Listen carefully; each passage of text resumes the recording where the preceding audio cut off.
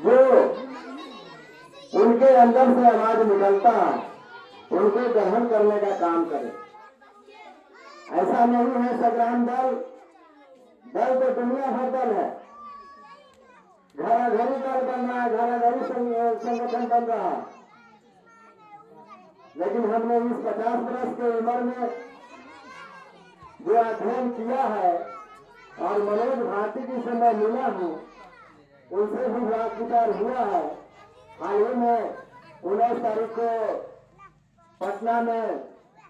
मकर संक्रांति के शुभ अवसर पर प्रोग्राम हुआ था भोजन का, उसमें हम लोगों को मीटिंग भी हुआ था, तो उनका विचार बहुत अच्छे हैं और हमको लगा कि नहीं, इनको से कंधे मिला करके चले। और ये बाढ़ मंडल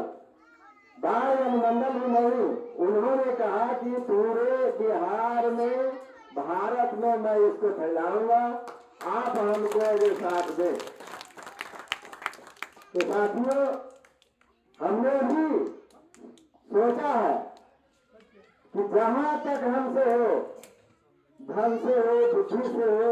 विवेक से हो, बल से हो, मैं ईंधन से हो, मैं जा करके इनको साथ है, जितने लोग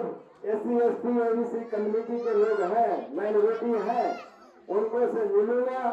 और इस दल को आगे बढ़ाने का मैं काम करूंगा। आज हम लोग जो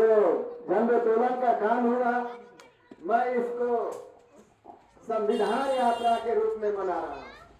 संविधान को आगे बढ़ाने का काम कर रहा हूँ। यही उनका जो संविधान में, संविधान से अधिकार से वंचित लोगों को, शोषित लोगों को, जो यहाँ शोषण हो रहा है, उनको संजय भारती ने आगे बढ़ाने का संकल्प लिया है और बार बार आप लोगों के बीच में इस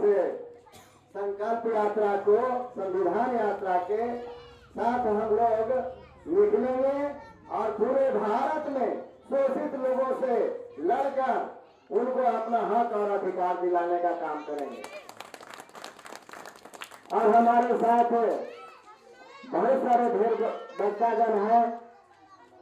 माननीय एडवोकेट रंजन जी हैं, प्रोफेसर साहब हैं, प्रोफेसर साहब दिल्ली यूनिवर्सिटी से रिटायर होकर के आए हैं। उनको तो मैं काफी आग्रह करूंगा कि हमारे शोषित वंचित लोगों को संवैधानिक रूप से बाबा साहब वाला जो नियम था, उसको नियम को, जो उनको मानववादी लोग बाहर में बैठा के क्लास कराता था और किस तरह से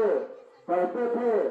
और उनको पिताजी भी उतना अर्थव्यवस्था से मजबूत नहीं थे, उन्होंने जो भी डिग्रियां लिए वो हम लोगों के लिए हम लोगों के शोषित वंचित के लिए और हम लोगों को आगे बढ़ाने का काम किए। मैं